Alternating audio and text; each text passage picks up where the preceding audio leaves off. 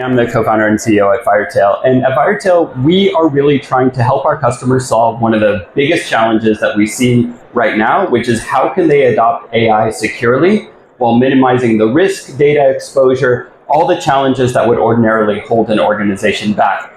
We've built a unified AI and API security platform to try to address some of these challenges, because what we see, and I've lived through a few different waves of new technology disruptions over the course of my career, what we tend to see is that the business gets ahead of security. And this happened with cloud, it's happening with AI right now.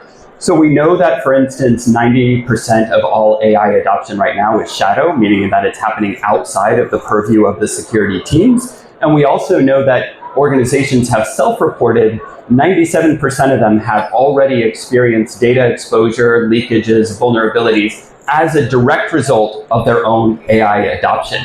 And this is at the very, very beginning of the AI stages, where yes, we've gotten to an insane 100 million users within a super brief period of time, and we've got this insane year-over-year growth going on. But remember, we're in the early stages of AI adoption. Very few AI-powered apps are even in production yet, and we're already experiencing this level of threat and disruption to organizations and risks around the adoption. So we believe that the top 3 risks around AI adoption can be classified in these buckets. Number 1 being shadow and rogue usage that the security teams don't know about.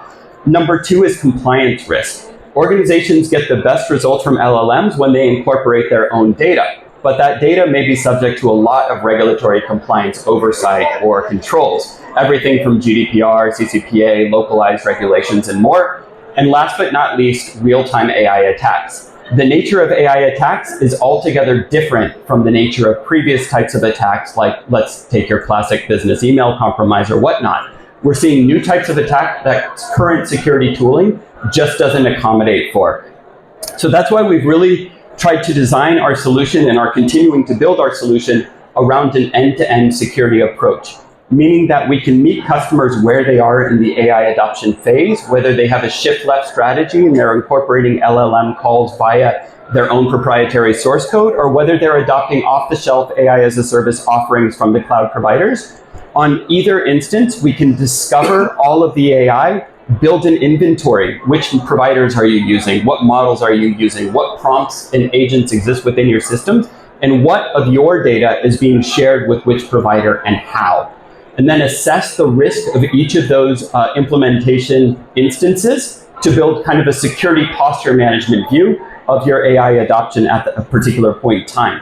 We're coupling that into a findings engine that also simulates adversarial network malicious traffic. And finally, building a detection and response engine for AI adoption. One challenge that we've seen is that there are approximately 10 popular AI providers right now, all of whom ship their own proprietary log model. So if you're an organization trying to do detection and response on the AI usage within your company, it's very challenging. We've set out to solve that problem. An interesting thing that we think kind of differentiates our approach is that we're super opinionated about this. When we started the company 3 years ago, we actually started as an API security company. And over the last year, the number one challenge that we've heard from people and the number one growth use case is actually there is no AI without API. Every data training exercise, every invocation, every integration is through APIs. That allowed us to adapt our platform to AI security very quickly. So that API native basis of technology that we have allowed us to build very quickly and is allowing us to continue to innovate. I would also echo some of the sentiments shared by the previous presenter. We are designed to meet customers where they are in the tools that they are. Whether it's a shift-left strategy designed to feed code vulnerabilities around AI integration back to the development team, whether it is pushing detections on your AI logs out to your operations teams, or whether it's actually integrating with a platform like Wiz, where you're monitoring your cloud security posture because you're building all of your AI in the cloud. Our business model is a software subscription based on volume of utilization. One of the things that I'm actually most proud of is if you look at our ratings on G2, on Gartner peer reviews and so on, our customers are very happy. They're getting a lot of value out of the platform today. That's something that we take super seriously in working with our customers. We've experienced very rapid growth over the last year, which has also been super exciting. We started in 2022. We're backed by Paladin Capital and Zscaler as our lead investors, and we're very fortunate to have some cyber luminaries on our board of advisors. And I think that's it. Happy to take any questions.